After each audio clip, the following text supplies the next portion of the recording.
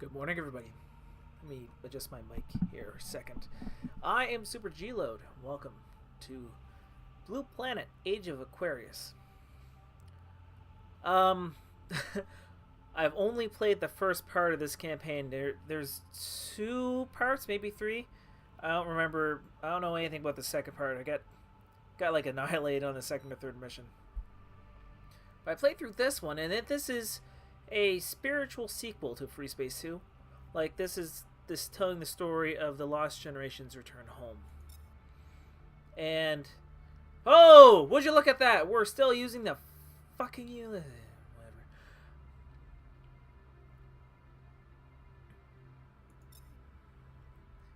Ganymede, Argo. I don't think I mean, I think there's new stuff, but I have a feeling it comes at the very bottom. I hope it does, anyway. Yes! Excellent, excellent, excellent. The new fighters. The Aurora is a heavy reconnaissance fighter designed to replace the Loki in its intended role of scouting, interception, and space superiority. The Aurora is a swift fighter and carries several advanced avionics and sensor systems to assist in the gathering of information. However, the added equipment has produced a heavy hull, limiting the combat maneuverability of the design. Aurora fighters are currently undergoing mission trials with the 14th Battlegroup in the Sol system.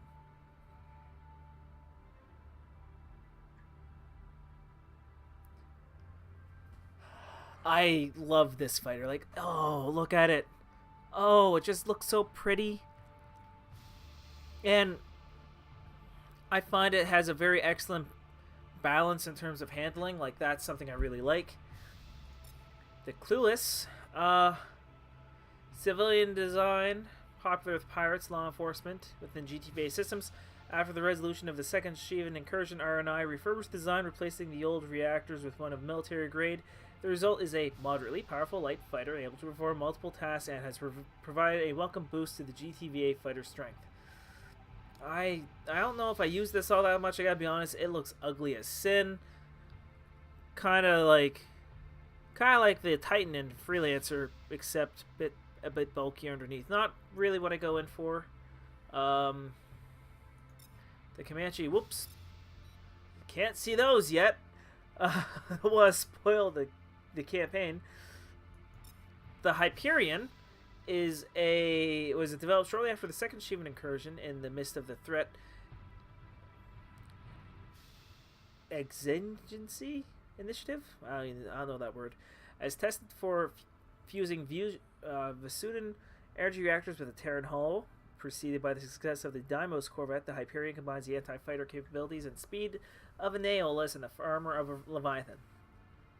As such, the Hyperion is a formidable target for strikecraft to engage. The Hyperion was the first Terran ship to mount the new pulse weaponry. After successful testing on Vasudan ships, the Hyperion is rapidly filling the ranks of the GTVA, phasing out earlier cruiser models. I'm not sure how capable it is in combat. You don't really get to see it used as often as I would like. I'm not a fan of its size, but that's probably a more realistic size to a vessel with those type of capabilities. The GTCV Chimera. The main escort vessel of the Chimera fleet. It's a multi-role corvette filling the role of anti-ship combat destroyer escort admirably. 3 anti-capital ship beams and several short-range turrets provides significant firepower with a surplus of reactor energy to provide an appreciable boost in speed. Designed as part of an initiative to mimic Shivan tactics and provide overwhelming anti-warship firepower. Chimera corvettes are a welcome addition to the GTVA forces. It's not bad looking. I think it must be smaller than Deimos, but I don't know why you would ever replace a Deimos. The Bellerophon. The sister ship, as it were, of the Chimera. Ice Queen beam system. Yeah, so this one's got a couple more beams to it. And you'll notice, like, they put the beams in the front of Terran ships now a lot. Almost like it's smart to provide or to give a minimal target profile to the guys shooting at you rather than broadsides. Anyway, so the Chimera and Bellerophon are basically the Fenris and Leviathan of this generation. The Titan is the next generation destroyer, capable of holding more fighter aircraft than any other Alliance vessel in service. Recent combat deployments show the Titan's capabilities as being comparable to the Hellespont class of destroyer, but her torpedo arrays and Ice Queen beam systems give her far more firepower. The Titan makes use of long-range torpedoes as an armament to soften up enemy assets before moving into range of her main cannons. Titan's destroyers are formidable and powerful tools of the Terran formidable and powerful tools of Terran achievement and pride.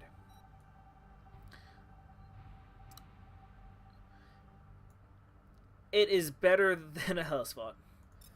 The GTD Rainer is huge. It's nearly 3 kilometers long. The Rainer is one of the largest ships in the Alliance fleet. Several heavy beam cannons and long-range torpedo launchers are placed around her hull. She's equipped with the most advanced electronics and armor technology that GTVA can afford. Big emphasis on can afford. The Rainer represents the new strategic imperatives laid out by the Threat Contingency Initiative, a flexible destroyer class with the firepower to eliminate Shivan targets, the speed to outrun them, and the power, grid, and computers required for rapid, precise subspace jumps, all in a package that can be mass-produced. The GTD Orestes is a superb example of the class, serving as a flagship of the 14th Battlegroup. Take a guess at what Battlegroup we're part of. I want to really show you guys... wait, I can do the Anomi. It's logistics vessels. They're huge, all-around sport, combining frightening hauling capabilities, field repair, medical facilities. Okay, yeah, this is their support ships. Honestly, I like the way they look. Simple, like, I mean, they look less science fiction-y, more like a human ship, which is cool. The Alliance Jump Gate is a prototype jump gate using Knossos technology, connecting Delta Serpentis to Sol along the severed jump node. Took 8 years of planning and a decade to build. The Sol Jump Gate is the largest project undertaken by the GTVA since the Colossus project. It's neat. Can you guess what we're gonna do? Also, this game, the cutscenes in this game are rendered in engine. You might have seen me post stuff because I recently learned you could do that with Fred, and you could do some pretty amazing things. I'm not nowhere near as good as these guys, though.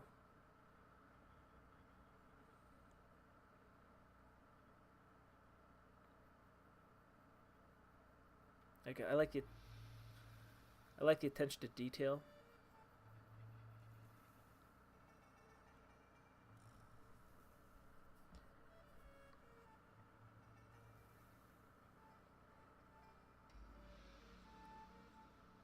Delta Serpentis, 2385, 50 years after the Great War. Using technology derived from Knossos portal, GTVA engineers have completed construction of the Sol Gate. The lost generation is returning home. So this is a fan-made campaign. Sol Expeditionary Force, GTVA 14th Battlegroup. Looking schmexy, boys. Centaur Station Control. This is the GTD Orestes. We're making our final run to the Sol Jump Gate. I have some issues with the dialogue in this game. Orestes, the final run reads clear. Godspeed to your crew. Like, why would you say final run? I would be using the phrase approach. This is the GTC Bretonia, powering up subspace drive. We're going in. Roger that. Bretonia, we'll see you on the other side. So yeah, some of the dialogue bugs me. The voice acting, I think, is actually pretty decent for, again, a fan-made thing. Fan-made campaign. But some of the just writing decisions are a little vexing. Activate subspace drive.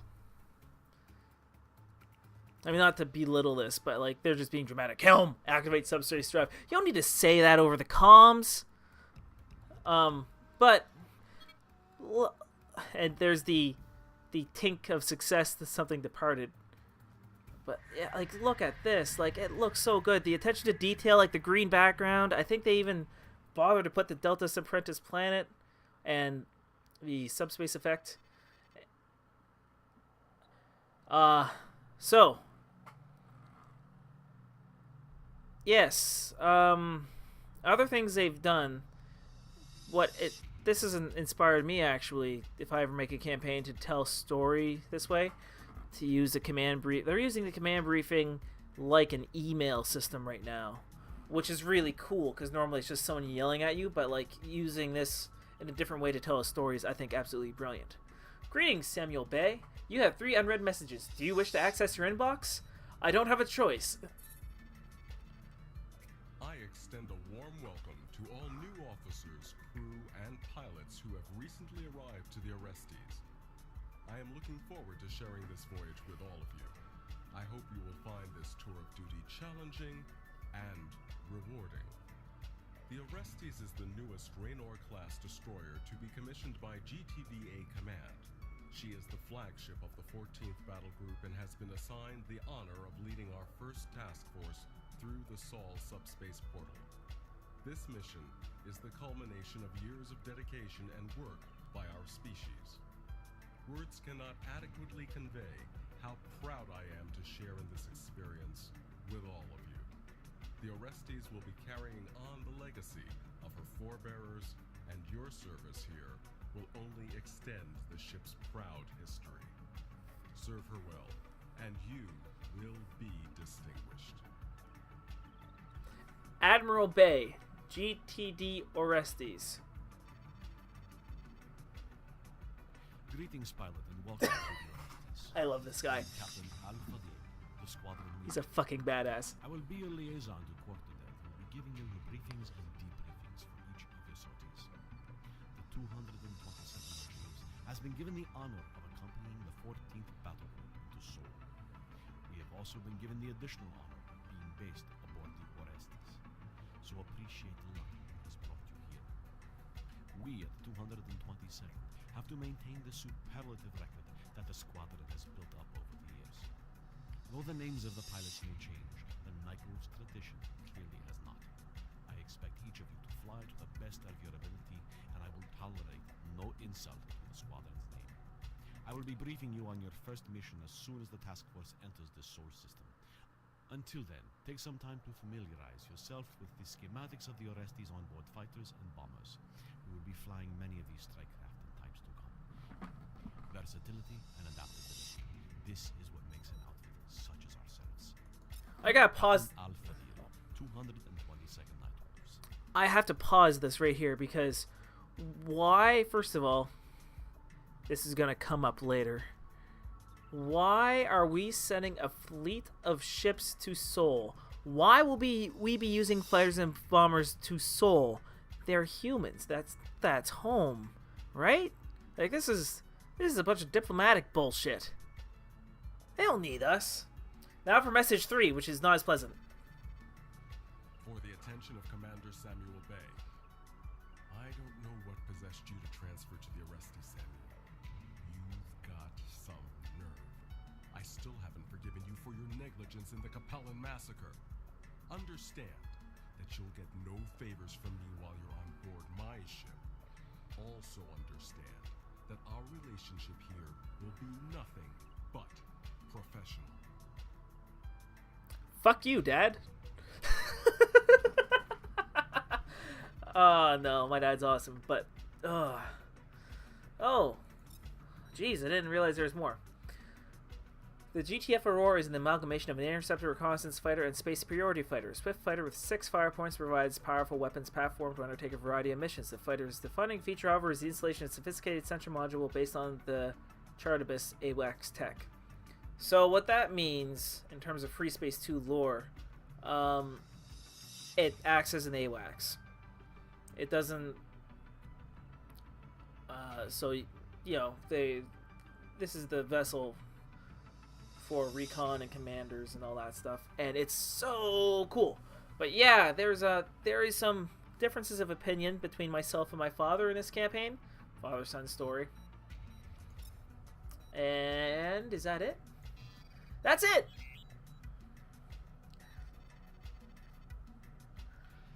10:40 hours, the GTD Orestes and her battlegroup exited the Sol subspace node.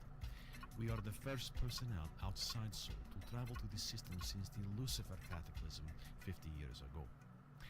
Upon arrival, the Orestes and the GTD Temeraire began a sensor sweep of the system. What we have found is not what we were led to expect. Our intelligence data does not correlate with that collected from unmanned probes sent into the system on a prior mission. We have been unable to identify any ships within the immediate vicinity, nor have we been able to detect any communication activity. We are currently broadcasting GTA transponder codes on all frequencies throughout the system. Without any way of knowing who will respond, we need to send out a reconnaissance flight to find out what's out there. We Night Wolves will be taking a wing of Aurora Recon fighters to explore the surrounding area. Commander Bay, you will lead Alpha Wing. We need you to jump to Earth Sector and identify any Terran ships in the area. Orestes Control will be transmitting the coordinates to your flight computer. Once you have arrived at the designated area, follow the patrol pattern and keep your scans active. See what I mean with the rating? Terran. We do not yet know what state the Earth will be in, so Why be is careful. Earth neutral? Keep your eyes peeled and maintain your transponder codes at all times. One thing to remember while you're out there, pilots. You'll be the closest anyone in your generation has been to Earth. You're also likely to be the first non-GTA personnel that anyone in Sol has seen. As a first contact representative of the GTVA, I expect full flight discipline out there. Yes, sir! Duly noted, sir. Difficulty? I'm gonna hate myself for this. Alright, let's roll. Let's see if the flight controls are set as they should be. They are... Alpha Wing, form up on me.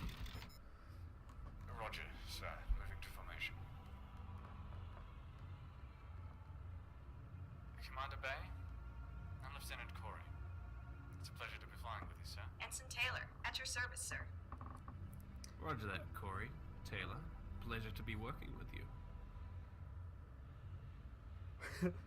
Temeraire Control, this is the Orestes. You're clear to jump out. Good luck out there. Acknowledged, Orestes Control. We'll keep you informed of Also, anything we look at find. the new, like, Out. face animations. Like, they're so good. Like, man, I can't believe this is a fan-made campaign. I cannot engage warp drive. Okay. What am I supposed to do then? Establish contact with Earth. Hey, where's the Temeraire going? To Mars, Alpha 3. Admiral Bay thinks that we'll have a better chance of finding something over more spread out through the system. Alpha Wing, your jump coordinates have been transmitted to your navigation computer. You're free to jump at any time. Roger that, Orestes Control. Alpha Wing, prepare to jump out at these coordinates. Again, jump out at these coordinates is technically incorrect. It's like prepare to jump to these coordinates. Would be... We're finally going to Earth. Oh, Taylor's adorable. I love her. Taylor's Bay. No, I'm Bay. Whatever. English. Orestes Control, we have achieved Earth orbit.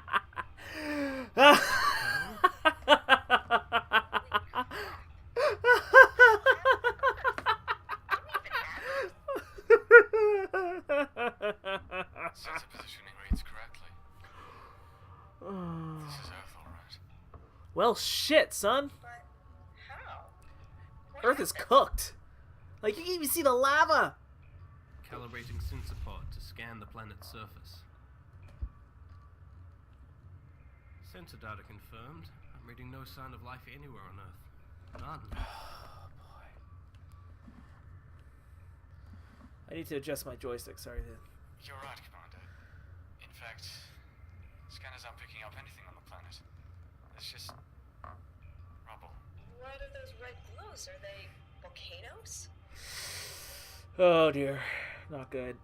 I'm reading increased tectonic activity in the Earth's crust, volcanic eruptions, and a planet-wide ash cloud. Looks like the planet was subjected to massive orbital bombardment. There's nothing left. What's this? Terran debris. Orestes Control. Transmitting my sensor logs now. Everything's gone. I'm picking up no signs of life in the vicinity. Please advise. Over. Acknowledged. Alpha Wing, we're receiving your sensor feeds now. Orders remain the same. Continue your patrol and update us if you encounter anything. Roger that, Orestes. Continuing patrol. Objective: establish Earth contact. Failed. Can't imagine why. Also, all right. Now, I can't believe it. Everything gone. Who did this? who do you think? I can't believe it either, Alpha 3. Of all the scenarios I had imagined, this was one I never entertained. I had family in San Francisco. How can they all be dead? You probably don't have family in San. Family in Guangzhou, Alpha 3. I understand how you feel, but what can we do about it? All we can do is find out who is responsible for this catastrophe. Commander Bay is right, Taylor. We need to gather information to find out who did this. I'm calibrating my sensors to search for debris other than Terran. These Aurora sensor modules ought to be good for something. That's a good idea, Alpha 2. Alpha 3, you and I will do the same. Maybe there's whatever's left of whoever did this floating around here somewhere. I can't believe. Roger, Commander. I just wish... I didn't expect to see a dead planet on my first trip to Earth. Damn it. So yeah, the voice acting is spot on. Some of the written dialogue is a little awkward and weird. Like it's not in my opinion, I should say, it's not how it would be in universe, but like look at the effort these guys put into it. Like they got the night sky, all the stars. This is obviously not Earth. I mean, it is Earth, but not like the Earth texture that you would normally see. They kind of got the sense of scale right. Again, kind of peeking behind the curtain, like that planet's just a background, so it's never going to change in size. So you gotta make it really big to make it look like you're really close. Like we're never going to get close enough to fly into the atmosphere, though apparently that's something Freespace 2 can do. Anyway. We've reached the first waypoint, making course for the second. Where's waypoint 2? Hang on, Alpha 1. I've picked up what looks like a faint energy signature.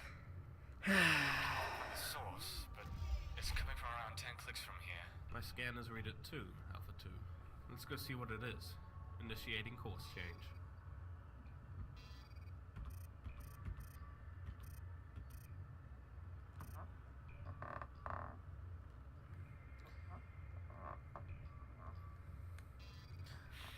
How are you holding up, Taylor? Fine, Corey. I'm okay. It's just... This was just unexpected. None of us expected this, Alpha 3, but I'm glad you're okay. We'll be back at the Orestes soon enough. They'll know what to do. Like, I like it. Taylor sounds so disappointed. The voice actor for Bay sounds like, oh, he's commanding, but like there's a little bit of uncertainty. Like maybe things aren't going to be okay. Like, you know, like again, oh, these guys are awesome. There is one line of dialogue coming up from Bay that I think is a little bit bullshit. Hey, that looks a little red in the stars, don't you think? Red, planetary destruction. I hope I'm going the right direction.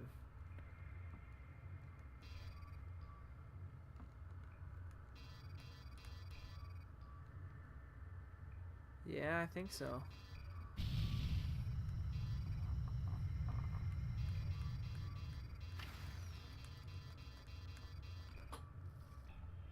I think the first time I did this, possibly every time I've done it. Approaching sensor trace. Yeah. Thank God. I did it the wrong way. The 3D radar is really cool, but sometimes it's hard to track faint targets like this in game. Is this? There it is. That must be it. Anyway. The way this is written is like serious Battlestar Galactica vibes. Like it's a pleasure flying with you, all that stuff. Like. It's an escape pod. Well. Confirmed, Alpha 3. This looks like the source of the beacon. The power seems to be all but out, however. No life signs aboard. What do we do with it? Nothing. Orestes Control. This is Alpha. We found a derelict escape pod with a transponder, requesting a transport crew to pick it up. Roger, Alpha Wing. We are sending someone on the way now to pick it up. Stay in the area until it arrives. You seem on pretty close terms with the Resties Control, Alpha 1. Is the Admiral your father or something? You've both got the same I name. lost my father at Capella, Alpha 3. Are you sure? You both really look similar. Yeah, I'm sure. What the hell kind of question is that, Alpha 3? The guy's father is dead. Sheesh. I was just asking, guy. Okay, I'll leave you alone. Ah, I love There Taylor. are over 300 bays enlisted in the GTVA, Taylor. The name similarity is just a coincidence. And you remember? This is the GTT, Cyrus. I hear you need something picked up. Yes, sir. Good to see you, Cyrus. One escape pod waiting for you right there. He totally didn't rehearse that 300 people. What the heck? Docked with the escape pod. Initiating subspace now. Okay, Alpha Wing, return to base for debriefing. We'll go over your flight records once you arrive. So, yeah, this campaign takes a little while to get going. It's an immersive story-based campaign. Good job in finding the escape pod pilots. Analysis has revealed that most of the computer banks remain intact, and extraction of the memory cores is currently in progress. Identification of the escape pod's inhabitants is now underway. Hopefully, we'll be able to find out who was responsible for annihilating all life on Earth. We are as mystified by the fate of the Earth as you are, pilots. We came here expecting a joyful reunion with our ancestral home, but instead, we find death and destruction. This has been a bitter pill for us to swallow. Orestes Control will transfer our findings to GTVA and await further orders. In the meantime, you are dismissed. Do not discuss your findings with anyone until the Admiral decides to release this information.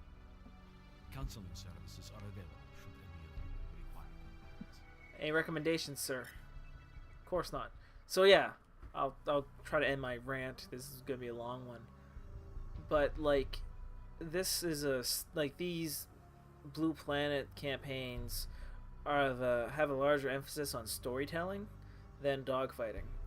It gets there eventually, but like there's a lot of missions where I'm just flying in a straight line very poorly because my joystick's not.